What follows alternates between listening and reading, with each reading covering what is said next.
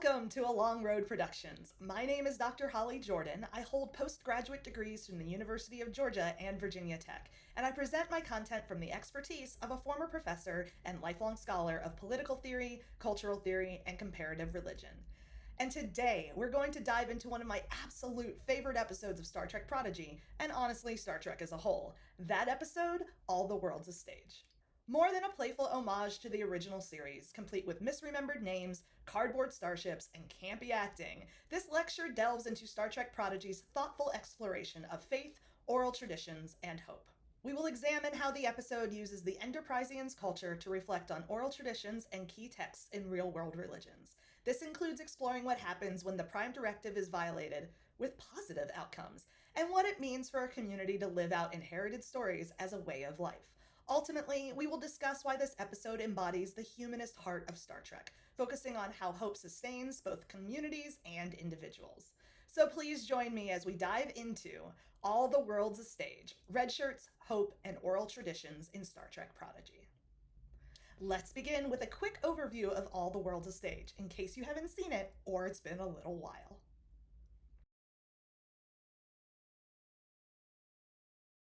The crew of the Prodigy, led by Dal, has made a startling discovery, a weapon on board their stolen ship capable of destroying the entire Federation fleet.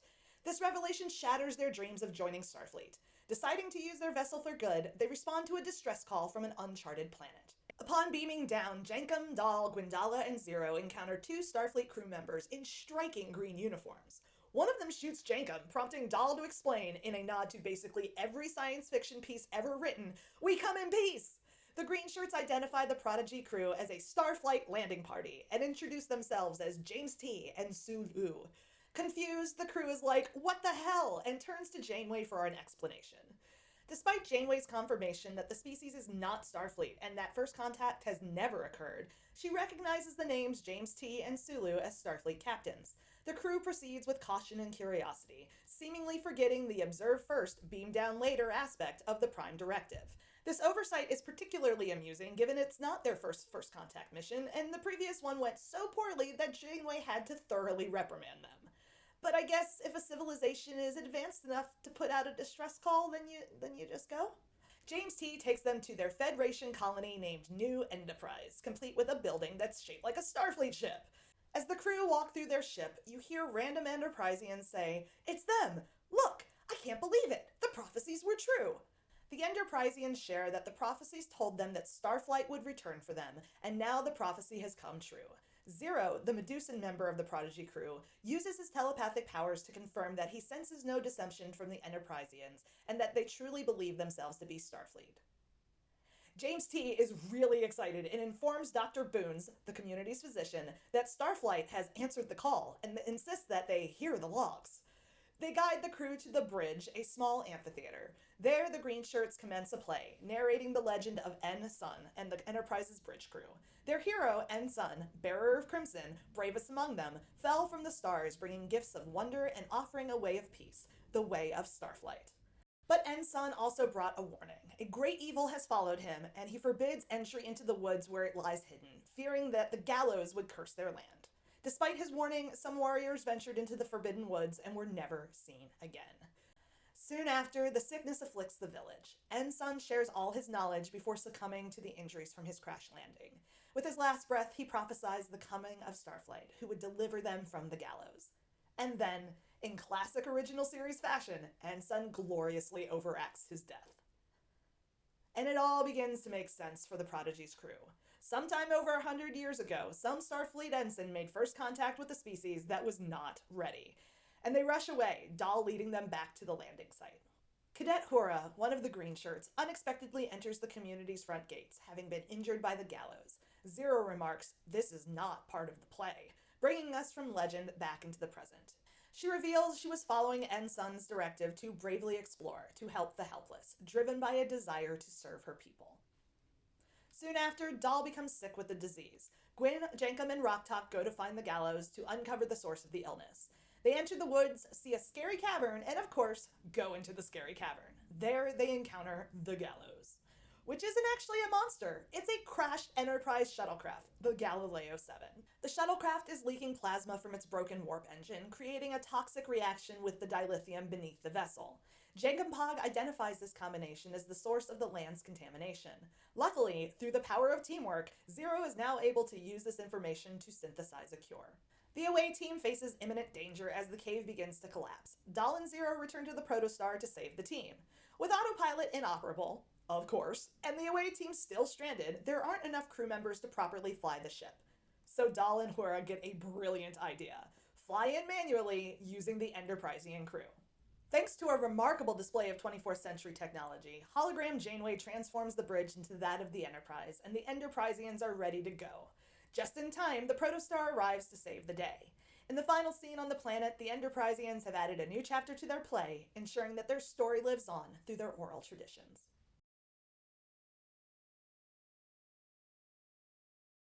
As you might be able to tell, this episode is full of callbacks to Star Trek the original series, but they're not quite right. After 116 years, details have been distorted through a game of telephone. Captain Kirk is now James T., Mr. Spock is Sprock, and Lieutenant Uhura is Hura.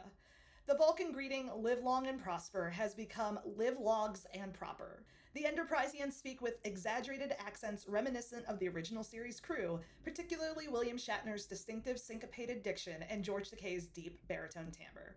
As the Enterprizians practice their self-defense, they do so with the Kirk Fu so well known from the original series. But there is so much more to this story than it being a smash-up homage of the original series and Galaxy Quest. The episode doesn't play as fan service. It is a self-contained story that works even if you've never seen a single episode referenced. So while I plan to analyze the episode further by incorporating in some of these references, my primary focus here is to explore the episode's deeper meaning and why I love it, both as Star Trek and for its insights into religious and oral traditions and faith.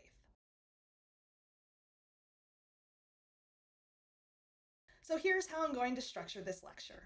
We'll start by looking at where the episode comes from, its inspirations in Trek canon, the role of Ensign Garrovick, and how his actions interplay with the Prime Directive. From there, I'll shift to how the Enderprizians' culture works as an oral tradition, with Garrovick cast as a kind of messianic figure whose legacy still shapes their faith.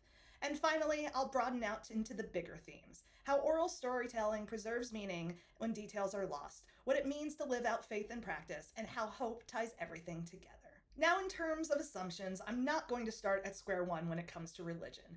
I will explain passages and practices as we go, but I'm assuming you've got at least a little background knowledge of Judaism, Christianity, and Islam.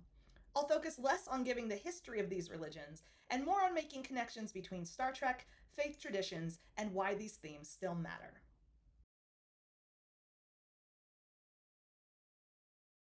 So how did this episode come to be? My information about the inspiration behind this episode comes from an interview I was lucky enough to have with Aaron Waltke, co-executive producer and co-head writer for Star Trek Prodigy, which I will be releasing to this channel in the coming days. While I won't detail the entire conversation here, some details in this section are drawn directly from that interview. All the World's a Stage stands out as unique among Prime Directive episodes in the canon. Aaron Waltke, the episode's writer, explored the question of whether a Prime Directive violation could have positive outcomes, a concept important to Waltke and the Prodigy writers. This episode illustrates how not all violations do lead to negative consequences. The Enterprizians explained that Ensign brought a message of peace, implying that their society may not have been as peaceful before his arrival. The resulting society is depicted as kind, collaborative, protective, and unified by a common hope for salvation. Waltke eventually landed on the premise of the episode. What if a known redshirt, one that did not die by the end of an episode, took a shuttlecraft on a mission, crash-landed, and was presumed dead by the Enterprise? In this hypothetical scenario, it's unclear if the Enterprise knew he was missing or if they realized that the shuttlecraft remained on the planet, but they clearly didn't find it or come looking for it. You know how loosey-goosey the original series was with the Prime Directive. Actually, for those of you who are unfamiliar with the Prime Directive's flexibility and its flexible enforcement in the original series, I recommend my lecture on its origins and challenges. Waltke and the other writers landed on Ensign David Garrovick, a redshirt from the original series Season 1 episode Obsession. Waltke remarks that his well-rounded portrayal in the episode seemed to position him as a new cast member. However, as is common in episodic television, he was never seen from again. But who was Ensign Garrovick? Garrovick embodies the quintessential Starfleet officer. He consistently follows orders, even those he clearly finds disagreeable or concerning, demonstrating unwavering trust in his captain. His loyalty to his friends is evident when Rizzo is killed by a cloud creature, the same who killed his own father, prompting Garrovick to pursue the killer. When confined to quarters for a mistake, he immediately complies, only expressing his true emotions privately rather than causing a scene. Garrovick is also remarkably honest. When Kirk questions his agreement with a battle plan, Garrovick speaks truth to power and tells the captain he disagrees. During a red alert while confined to quarters, he chooses to leave his quarters to serve the ship, prioritizing others despite disobeying orders. Finally, Garrovick is brave, volunteering to accompany Kirk to destroy the entity once and for all. All told, Garrovick is a great example of the spirit of Starfleet. He's loyal and brave. He cares about his crew and his friends, and is willing to sacrifice himself to protect them. So while the Enderprizians might hero worship him just a little too much, Garrovick is a good guy. Despite crash landing and initially attempting to adhere to the Prime Directive by hiding, Garrovick realized the Enterprise wasn't coming for him. He then joined the Enderprizians, teaching them all he could, and they, in turn, treated his wounds. His final words were a promise that Starfleet would rescue them. Unintentionally, Garrovick permanently altered Enterprizian culture, breaking so many first contact rules. However, he genuinely strived to help, unaware his own ship was the cause of their illness. He kept the directive when he could, but broke it when it meant saving lives. Even in death, his unwavering faith in Starfleet highlights why Garrovick is the ideal Starfleet representative. So let's dive into the heart of the episode. First off, it's important to note that I focused solely on the main narrative of the episode. While the B plots and the C plots are significant, they tie more into the season-long arc than to this episode in particular, so I'm not going to be analyzing them here. So let's start off at the beginning. The episode begins with Dahl's captain's log. 1 minute, we're full of hope to join Starfleet. We're ready, then poof. Yeah, the dream's dead, because our ship has a weapon that'll wipe the Federation off the galactic map. But it's more than that. Dahl and the crew stole this ship to escape slavery. They've been play-acting being Starfleet for several episodes. Hell, even hologram Janeway, their mentor and occasional de facto captain, initially believes they're Starfleet cadets. They wear the cadet uniforms, and they go on missions, and they help people in need, but they are not Starfleet. So of course, it's situational irony when Gwyn comments upon meeting the Enderprizians that they're playing make-believe. Pog comments, "Can you believe these dum-dums playing dress-up, pretending to be Starfleet?" Dahl gets the irony, laughing nervously and responding, "Yeah, who are they fooling?" But acting out faith is an integral part of religious traditions and of human existence. As scholars Sudha Rani and Rachel Raj noted in 2023, everything that we see on this earth is an imitation, be it a human being, animal, or plant. Each of them is a memory of something or someone who already existed. This mimetic practice is seen across all cultures. In Judaism, some holidays involve reenacting or reliving historical events. For instance, on Pesach, or Passover, Jews hold ritual dinners where ancient prayers are recited, stories from the book of Exodus are told, and ritual foods are eaten. Some of the prayers we recite go back over 2,000 years, and there's a beauty in knowing that you're doing the same thing year after year that your spiritual ancestors did, much like the Enderprizians in their play. Similarly, for Purim, a Purim spiel, or play, traditionally retells the Book of Esther, the holiday's basis. Congregants often dress as characters, and the entire book is recited with audience participation. The Enderprizians engage in a similar practice. For them, unlike Dahl and his crew, it's not make-believe, but an integral part of their identity. Their earnestness inspires Dahl and his crew to fully embrace being Starfleet, even if it means abandoning their ship. The Enderprizians play functions as a form of cultural memory, serving as a consistent reminder of their heritage. As Rani and Raj state, cultural memory conserves the heritage that involves an act of remembering. This act of remembering involves narration, which in turn contributes to the identity of an individual, a society, and a nation. While the oral nature of the play may lead to the minor loss of some details, its regular performance ensures the preservation of this cultural memory. As the crew gets to know the Enderprizians, James T. explains to Dr. Boones that Starfleet has answered the call. This is another beautiful religious reference. In Judaism, Christianity, and Islam, prophets, patriarchs, and leaders are called to serve. In all three religions, Abraham or Ibrahim, Moses or Musa, and Jesus or Isa are called to serve. In Islam, Muhammad is called by Allah through the angel Gabriel to recite, and the first words of the Quran flow from Muhammad's mouth. In Christianity, Mary, the mother of Jesus, is called by the same Gabriel as well. In Christianity, the Apostle Paul is called by Christ himself to spread the gospel, and in Judaism and Christianity, God calls forth Samuel 4 times in the night before Samuel finally accepts God's commission. In both these religious contexts and the scenario of the Protostar crew, responding to a call signifies the acceptance of a mission. For the Protostar, answering a literal distress call and choosing to act means they have embraced their mission to aid the Enderprizians. Because the Protostar answered the call, the Enderprizians share the logs, which are Ensign Garrovick's personal logs. The logs serve as the textual foundation for the Enderprizians' oral traditions. James T. explained, "We've stayed prepared and kept them word for word, just as our forefathers did." The preservation of religious texts, whether in oral or written form, holds profound importance. Judaism, Christianity, and Islam are collectively known within Islam as peoples of the book, a designation stemming from the centrality of their sacred scriptures, which set them apart from other regional faiths.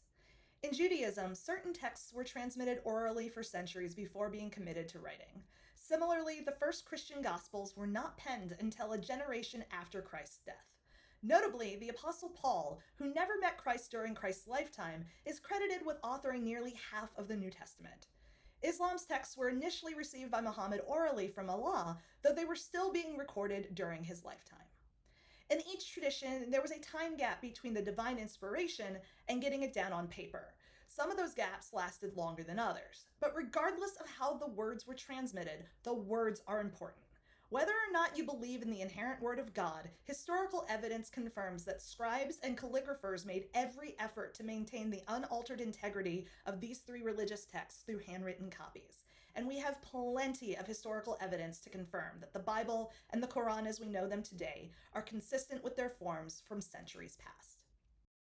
For the Enderprizians, their Bible is Garrovick's logs, which they dramatize through theatrical performance. The Enderprizians gather Dahl and the crew down at the bridge, an amphitheater, and begin their performance.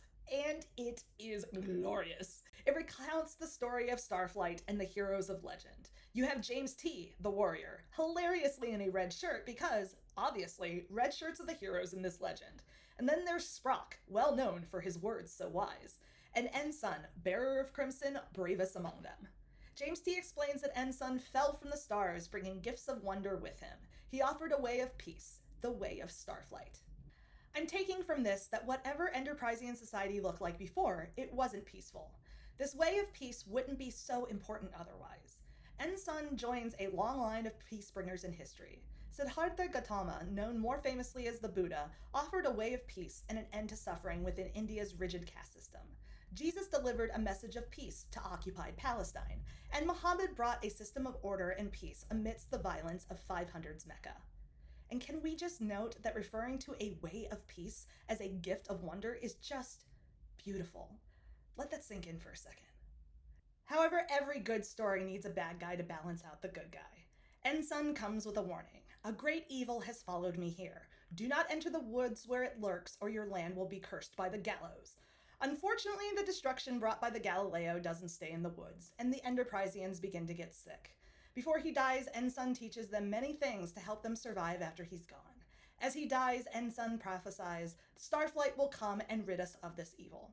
To prove how serious the situation is, Hura, one of the young women who attended the play, returns wounded after approaching the gallows. She explains that it had 2 glowing eyes, roaring smoke, breathing fire and death. James T. adds that it's the curse that poisons their land. And now we have our demonic foil from the messianic figures of Ensign and Starflight. Hura has only hoped to live up to Ensign's legacy. She went into the woods to bravely explore and to help the helpless. Both she and Dahl end up sick from the gallows in Dr. Boone's sickbay. This sickbay scene is at the heart of the episode. Dr. Boone's, voiced by the incredible Fred Tatasciore, is for me the most grounded tribute to the original series characters among all the Enderprizians. Tatasciore's presentation of Boone's isn't overacted. It honors some of the best of DeForest Kelley's acting in the original series. I really appreciate the care given to an often underutilized, taken for granted member of the original series. Boone's confides in Dahl, admitting he's ashamed of his sickbay. He explains, "I know what you must think of us. Our facilities poor, our knowledge woefully incomplete. Ensign told my ancestors of your Prime Directive, how we weren't ready for your technology or your ideas. We know we're not Starfleet, but you don't need a real ship to believe in what it stands for. What about you? Do you believe Dahl Rael?" As Boone's speaks, a shadow box on the wall of sickbay displays Garrovick's uniform shirt and phaser, reminiscent of a crucifix in a Catholic church. This serves as a powerful reminder of Garrovick's enduring presence as he continues to watch over them, aiding their search for a cure. Dahl, still sick, rests in his bed, protected by the shadow box. The scene is beautifully framed and animated. The camera zooms in on the shadow box, then focuses on his engineering insignia, symbolizing the legacy Garrovick has bestowed upon the Enderprizians. Dahl remains silent, burdened by the weight of command. His belief in Starfleet, once a guiding light for understanding his origins, has been shattered since the weapon's discovery derailed their mission. He feels adrift and profoundly lost. Boone's confesses the Enderprizians understand they aren't truly Starfleet, but they can believe in Starfleet and its way of peace. And it is this shared faith in something greater than oneself that forms the common ground among all people of faith. Meanwhile, Jankum, Gwyn, and Rock search in the woods for the gallows. During their search, Jankum confesses his fear, prompting Gwyn to declare, "I've learned never to fear the truth."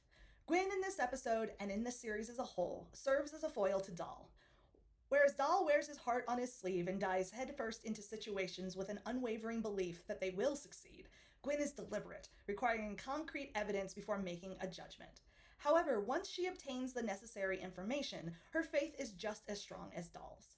When they reach the gallows, they realize it's not a monster. It's a Galileo shuttlecraft from the original Enterprise. The monster isn't just a legend, though. It's a tangible thing actively harming the Enderprizians. While the specifics may have faded with time, the shuttlecraft's impact is undeniably monstrous. But this harm isn't intentional. When the Galileo crashed, its broken warp engine began leaking plasma into a dilithium pit. The resulting reaction causes geysers that spew fire and creates the poison devastating the Enterprizians' land. And then, this is where the power of teamwork saves everyone. Because what is a religious community without community? Jankum's expertise in 22nd century shuttlecrafts is crucial in identifying the disease's cause and relaying that information to sickbay. Zero is then able to synthesize a cure. But then, the cave begins to collapse, and teamwork comes to the rescue again. This leads to scenes where the Enderprizians and the Prodigy crew must collaborate to save each other. Dahl and Hura come up with their seemingly absurd plan: bring the Enderprizians aboard to fly the ship. Since they can fly a cardboard Connie class, it should work, right? Hologram Janeway isn't convinced of the crew's ability to command a starship. However, Dahl, with his faith restored, responds perfectly. "Trust me, you just have to believe. Tell me Janeway wouldn't have had the same reaction to Chakotay when the odds were super stacked against them on Voyager." Dahl is finally starting to grow into his role as captain, and I love it so much. As Rock, Jankum, and Gwyn face imminent death aboard the Galileo, the Enderprizians, Janeway, and Dahl race to their rescue. Aboard the Galileo, we finally hear a portion of the logs, Garrovick's final call to Starfleet. He admits, "I've long given up that anyone will hear it." Hope is a funny thing, isn't it? I tried to do my duty, salvage what I could from the wreck, went to save the locals from danger, before I fell to my injuries. But then, they welcomed me, healed me, gave me hope when I had none. In the end, they were the ones who saved me. That's the beautiful part about religion, right? When practiced in its ideal form, we all grow with and because of each other. For me, Garrovick's final log evokes the imagery of Jesus last night, praying in the Garden of Gethsemane. Garrovick, aware of his impending fate, clings to a sliver of hope for salvation. Yet, like Christ, he embraces his duty and fulfills his mission, emphasizing his commitment to it. Garrovick may have broken the Prime Directive, but for Garrovick, the needs of the many superseded the intent of General Order 1. By telling them to avoid the gallows, he kept them from getting too much tech too soon, mitigating the cultural contamination as much as he could given the situation. Garrovick's life of service ends exactly as it was lived, in service to others. And of course, just in time, the protostar arrives to save the day. There's a beautiful shot of the ship flying over the settlement, the Enderprizians looking up to the heavens at the Starfleet ship that has come to save them. Dahl's closing captain's log reveals how much he's learned from the lessons of Ensign and the Enderprizians. He states, "People can surprise you sometimes. It seems we met a new chapter of Starfleet after all. Sure, they got a few things wrong, but they got a few things right. If these Enderprizians can do so much without even a ship to call their own, maybe we can too. If we can't take the ship to Starfleet, we'll find another way, without the protostar." Dahl was so convinced at the beginning of the episode that reaching Starfleet was impossible and irresponsible, fearing their ship might destroy the fleet. However, the Enderprizians remind him that Starfleet is more than just ships and uniforms. It is a belief in something bigger than oneself. It's a faith in the goodness of the universe, of a universe that wants you to seek, to explore, and to go boldly. And it's just so great that the Redshirts are finally getting their due. They are the bravest among us. They've died from phasers, sentient piles of sausage pizza, being turned into cubes and crushed, and clouds. And they've all gone to the great beyond bravely. Faith sometimes requires a sacrifice, and the Redshirts show this part of faith in action.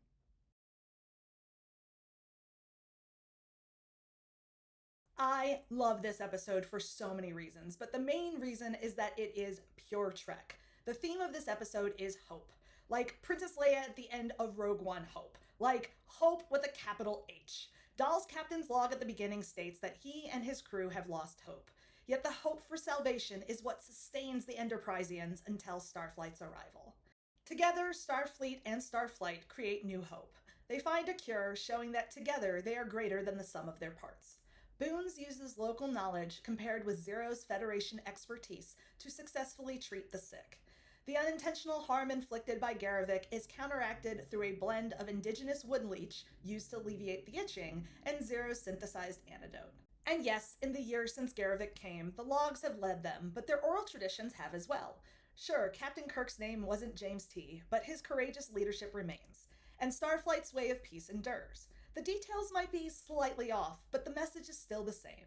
The Enderprizians lived the logs to the letter through their actions and their words, living logs and proper. Judaism, Christianity, and Islam, while distinct in their historical development and practical application, share many narrative and ethical truths.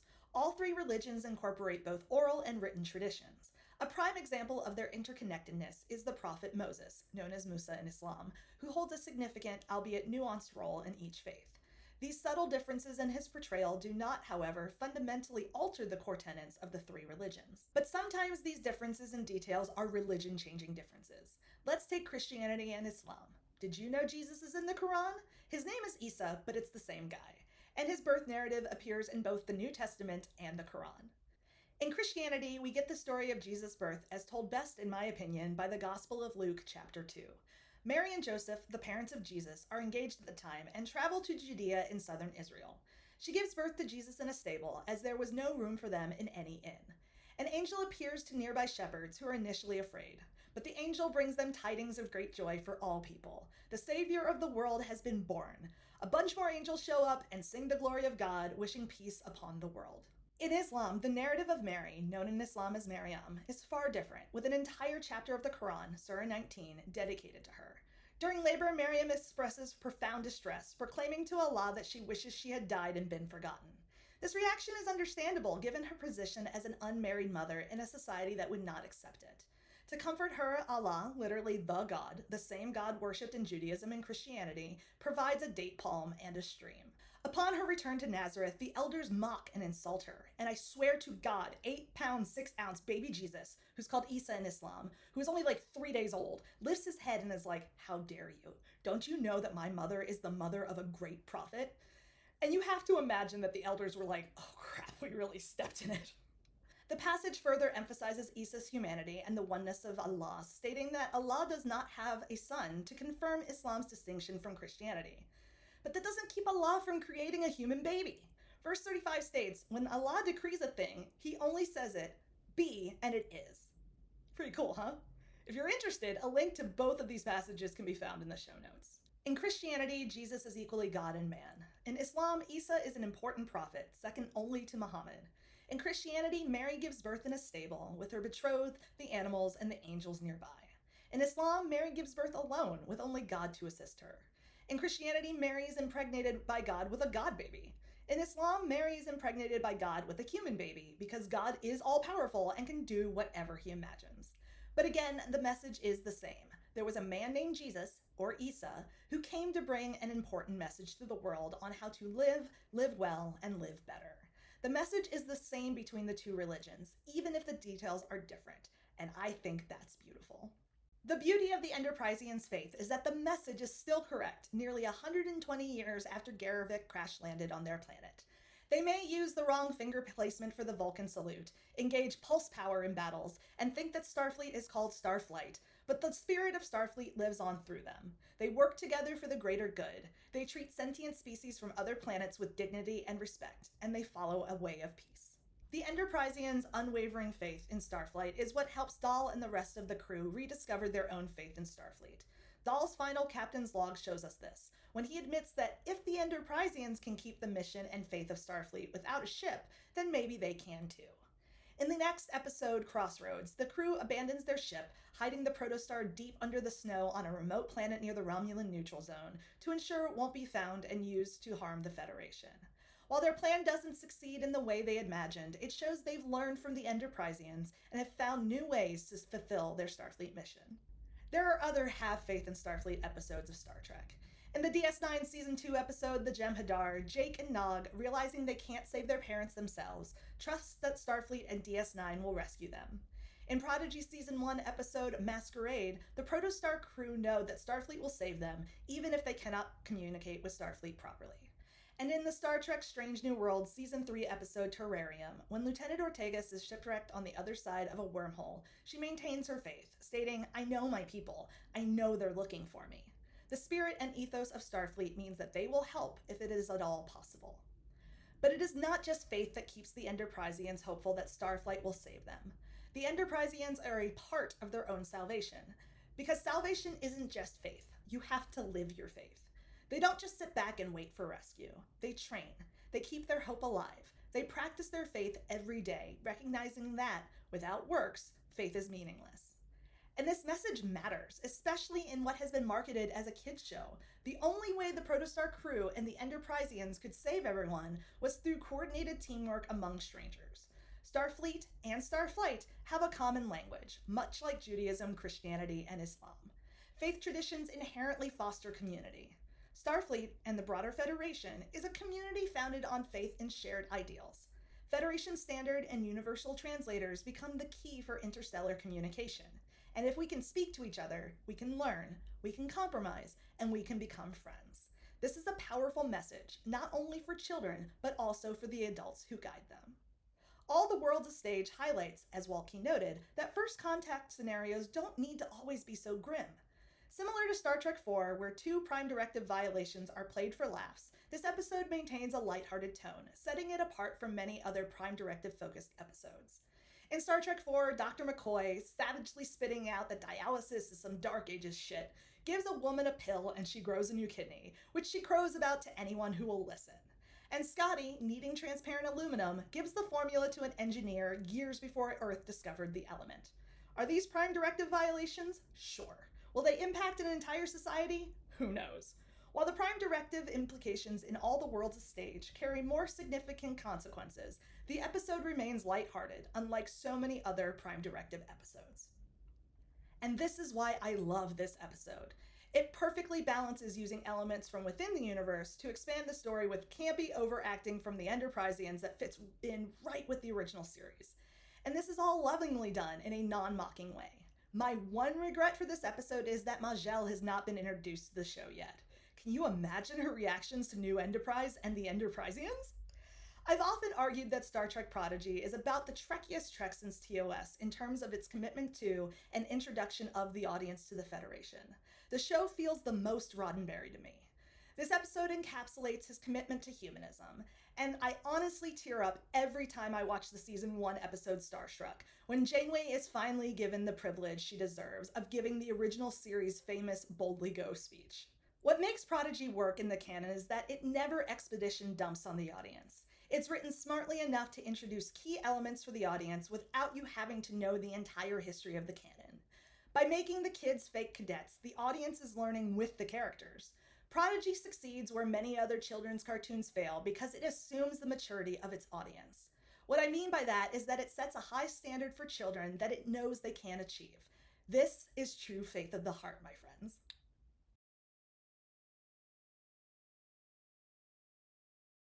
So that's my take on All the World's a Stage. But as always, I'd love to hear from you.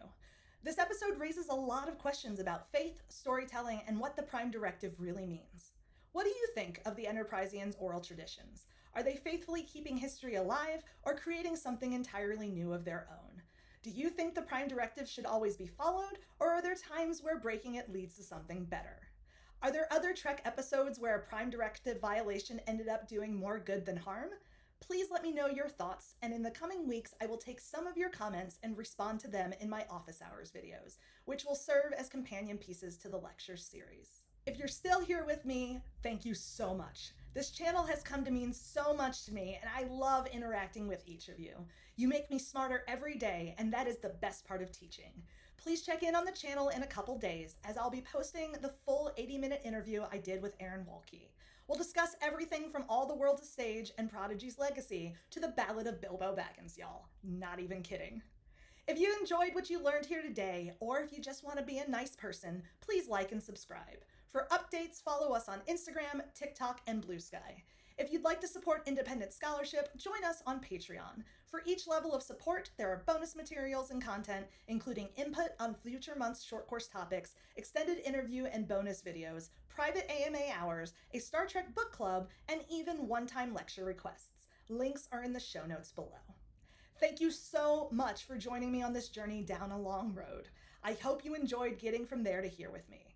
Be well, y'all, and whatever you do, if you crash on a pre-warp planet, be careful what you leave behind.